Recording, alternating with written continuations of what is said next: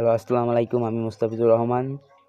তো আজকের বিষয় হচ্ছে ভারতবর্ষে ইংরেজরা কবে থেকে শাসন করা শুরু করেন, অথবা আমাদের ভারতবর্ষে আমরা জানি ইংরেজরা 200 বছর শাসন করে, কিন্তু এটা কবে থেকে শুরু করে আজকে আমরা সেই বিষয় নিয়ে আলোচনা করব।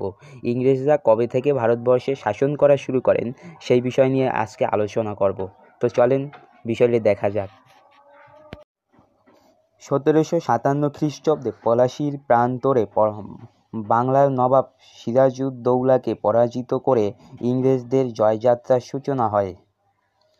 1757 খ্রিস্টাব্দে পলাশীর প্রান্তরে বাংলার নবাব সিরাজউদ্দৌলাকে পরাজিত করে ইংরেজদের জয়যাত্রার সূচনা হয়।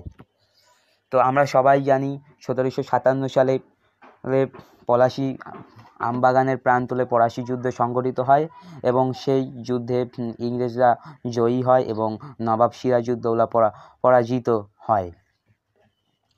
এইখান থেকেই ইংরেজদের জয়যাত্রার সূচনা হয় আর তারা এইখান থেকেই শাসনামল শুরু করেন। এরপরে 1765 খ্রিস্টাব্দে বক্সারের যুদ্ধ, মীর কাসেম এবং অযোধ্যার নবাব সুজাউদ্দৌলা এবং দিল্লির মুঘল সম্রাট বাহিনীকে পরাজিত করে ইংরেজরা দেওয়ানি অর্থ রাজস্ব সংগ্রহ এবং দেওয়ানি মামলা বিচারের অধিকার লাভ করে।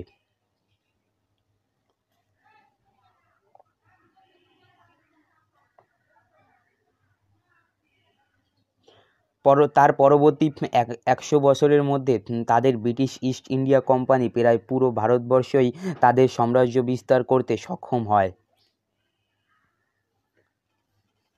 তো এই 1757 খ্রিস্টাব্দ থেকেই মূলত ইংরেজদের শাসনামল শুরু হয় এবং ইতিহাসবিদরাও এই 1757 সাল থেকেই ইংরেজদের শাসনামল ধরে নেয়।